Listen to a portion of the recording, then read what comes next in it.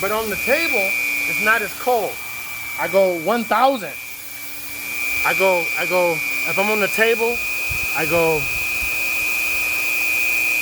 1,000. Keep it at, shit, can you see that? Keep it at 1,000. That's on the table. Okay. But if you're on the floor, it's colder, so you go full blast. If you have big ones, sometimes you have to do it on the floor. The small ones, you gotta do on the table. I just usually overlap it 1 inch. I have a jig on the table. A one inch line on the table.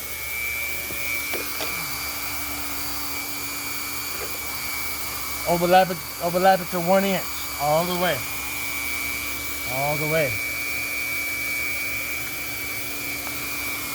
You wait till the machine gets to its proper heat.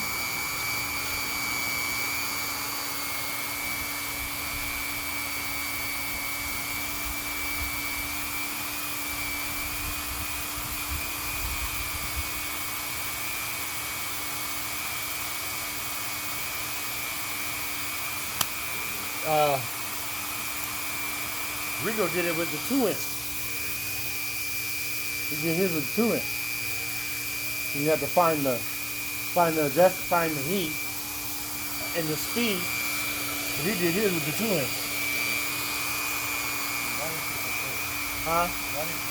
1 inch is okay.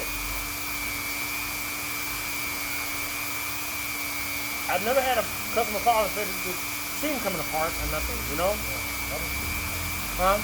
This machine is good. There you go. Let it get it all the way up to its heat and the speed, and I just go.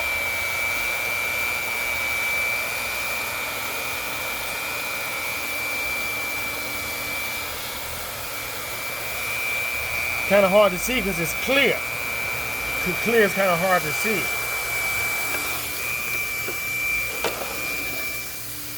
This is a cut edge, so cut edges don't usually come out that well. Yeah. It has to be the factory side. The factory edge welds are a lot more flat and more clean.